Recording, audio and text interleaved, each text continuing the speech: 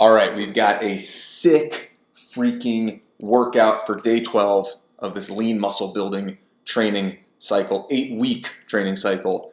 I mean, if you're like, I love getting my glutes strong, I want a strong freaking back, I want the abs to get shredded, I like air squats, this is the freaking workout. It's centered around, as usual, a strength superset, alternating dual dumbbell curtsy squats. Again, if you're like, man, I want really strong glutes, my glutes don't get activated enough, I don't think the reverse lunge is good enough, the curtsy squat. And with dumbbells at the side loaded up. Now I can't say I'm going to be throwing down ridiculous weight in this session, and that's because of the context. This is all about lean muscle. This isn't me trying to become the strongest human on planet Earth. That's not the goal of the training cycle. It's lean muscle. So the rest period is just 90 seconds. Then I'm hitting single arm dumbbell rows, trying to get dynamic, explosive on the way up, and then controlling down for 3 seconds. So 16 alternating reps of the curtsy squats, 12 on each side of the single arm dumbbell rows, rest 90 seconds between each of those, and going for 5 sets. Some nice efficient strength work. And again, to keep it efficient, to make sure I adhere to the 90-second rest periods, I've got to keep things in a good place with the weight. The heavier I go, if I go over, a certain threshold, I'll need more rest time, and that's not the point of that superset. All right, staying efficient, limiting the rest, burn a ton of energy, all that jazz. The finisher, got this beautiful energy burning finisher to get this kind of global tension. Entire body loading up, creating tension, getting great contractions. 3 pull-ups, body weight. Make them quick. For those of you who want to follow along with this, you can do singles, right? 1, shake it off, 1, shake it off for 3 reps. 9 foot anchored sit-ups, 15 air squats. That should go pretty quick in my mind, probably 75 seconds. So I'll have 45 seconds to rest on every set.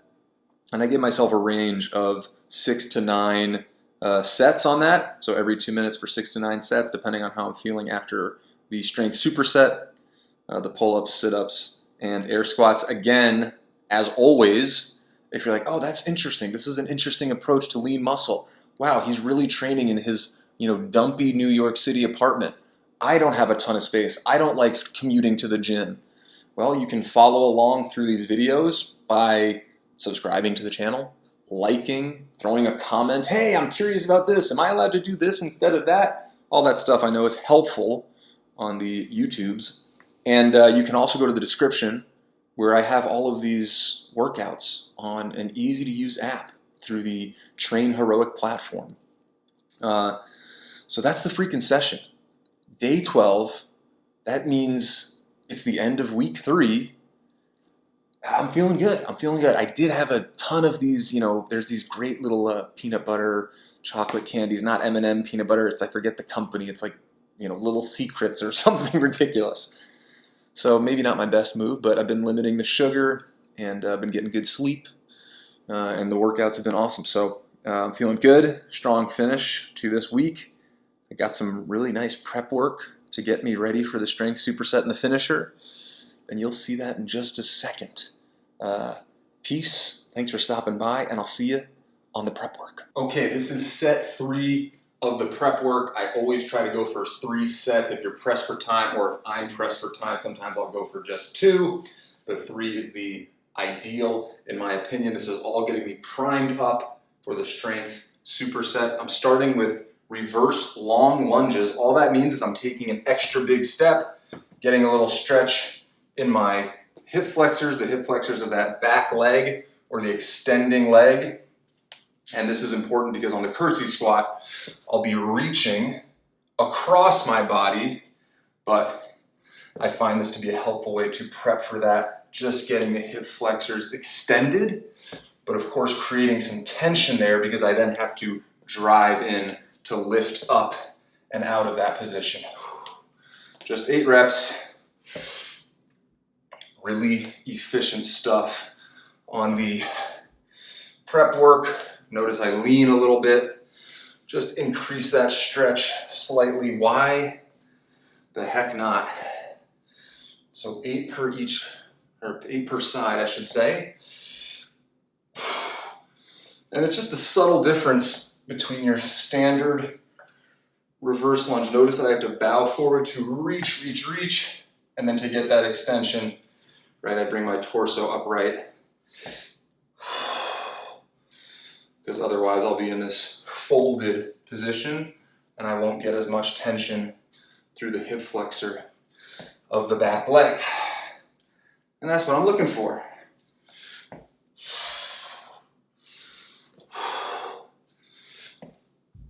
Oh, a little sloppy on that last one, but again, I'm trying to be efficient. You know, I'm feeling good already. Let's get extra primed for that strength work. I'm going with reverse flies here. Arms straight, really just focusing on that upper to mid back, all the muscles around the scaps. I want to be protracted down here, and then when I come up, I'm becoming retracted. Just 10.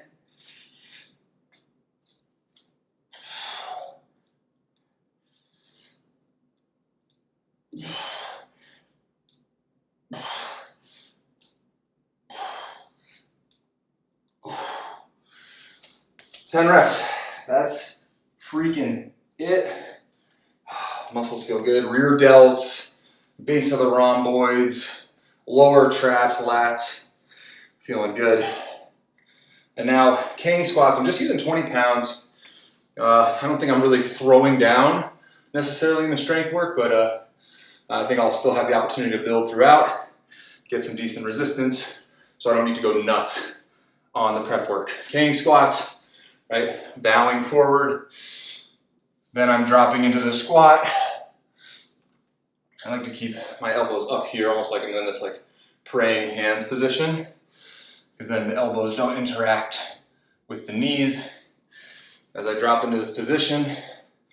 And listen, the traditional squat position doesn't have that much to do with the curtsy squat pattern necessarily, but this is a great way of loading up the posterior chain, you know, working hip and knee flexion, which is important for curtsy squats. So although the pattern might not seem like, well, hey, you know, you could basically just mimic curtsy squats with, you know, body weight variation, goblet variation, since I'm going with the dual dumbbell variation in the strength work. But for me, I like a little variety in the prep work. You know, I like it to feel like it's something separate, and that's just my preference. So that's why I'm choosing cane squats.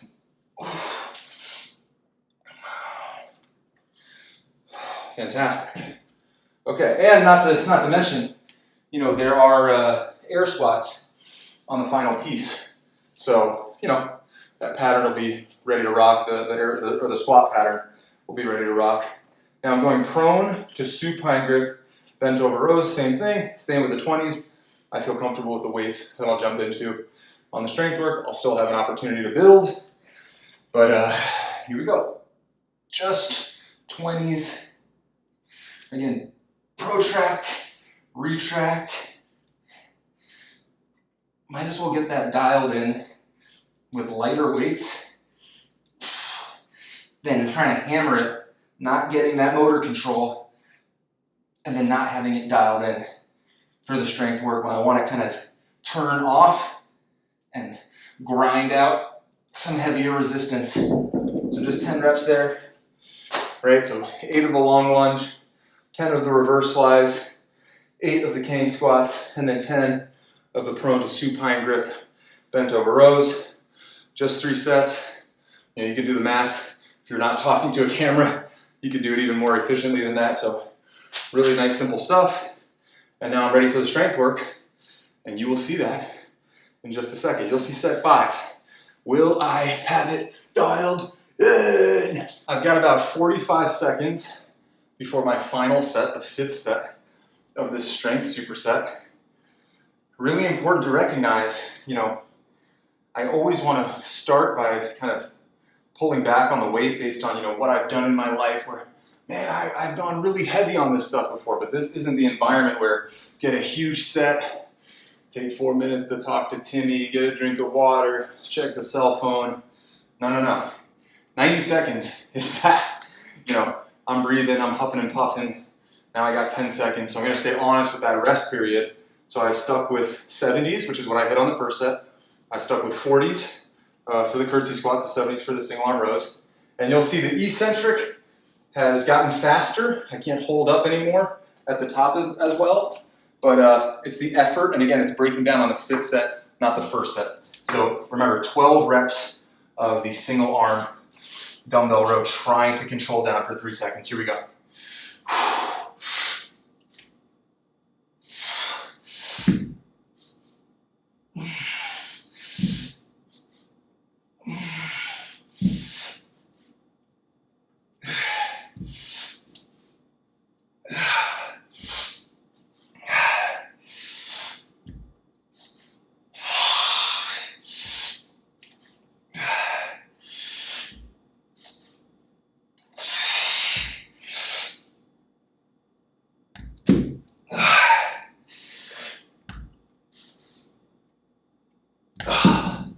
Oh boy, a little snafu, hit the other dumbbell on rep number 11.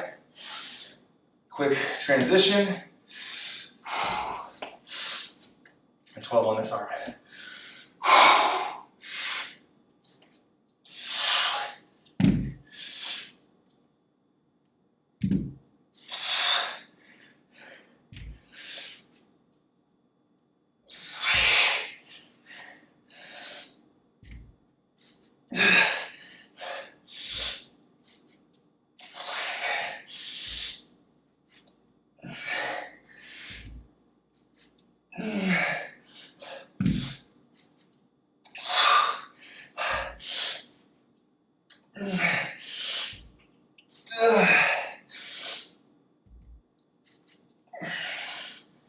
Oh, might have been 13, but anytime I lose count or think I might have miscounted, gotta go for the extra.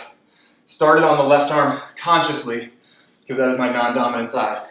So starting with non-dominant and going to the dominant side.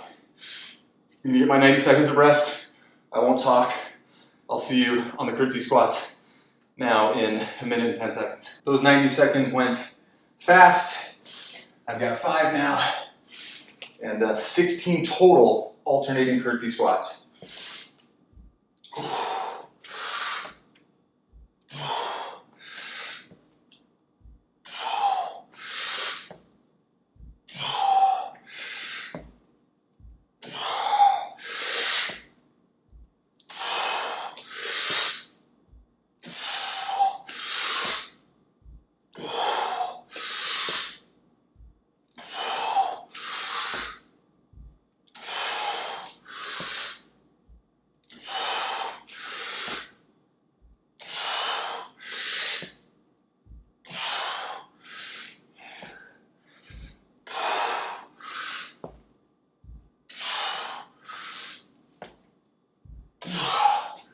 Okay, there's 16. Again, I feel really freaking comfortable with the 40-pound dumbbells. These are in my wheelhouse and beyond. The big thing to remember is that it's those 90 seconds of rest that make this tough.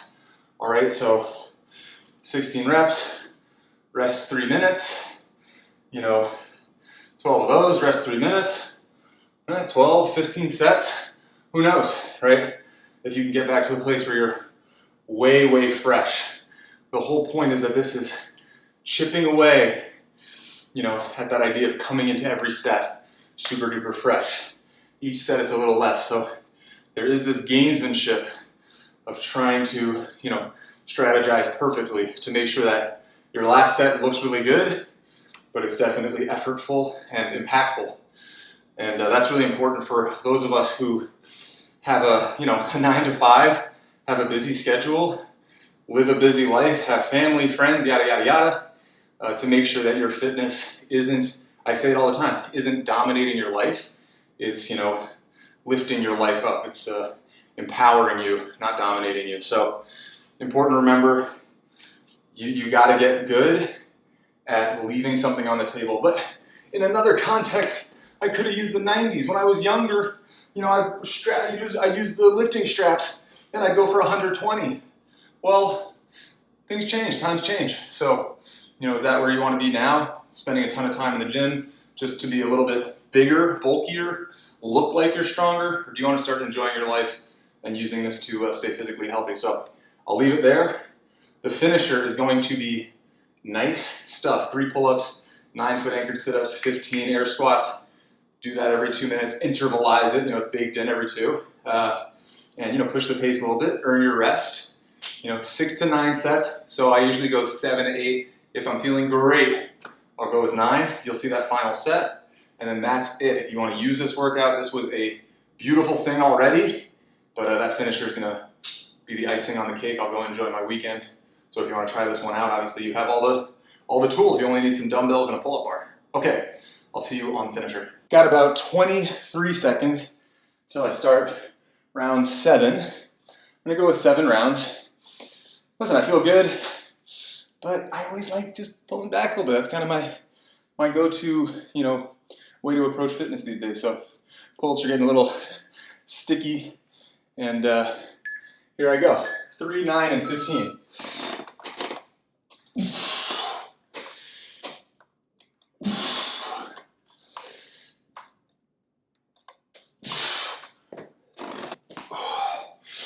All right, 9-foot anchored sit-ups.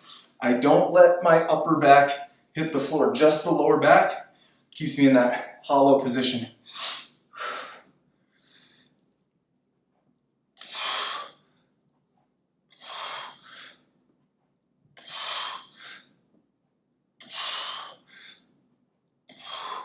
So it creates more tension. 15 air squats. Make sure I'm not going to get blocked up by the sweat. Knee's been a little clicky, but feels good. Just got the repaired meniscus.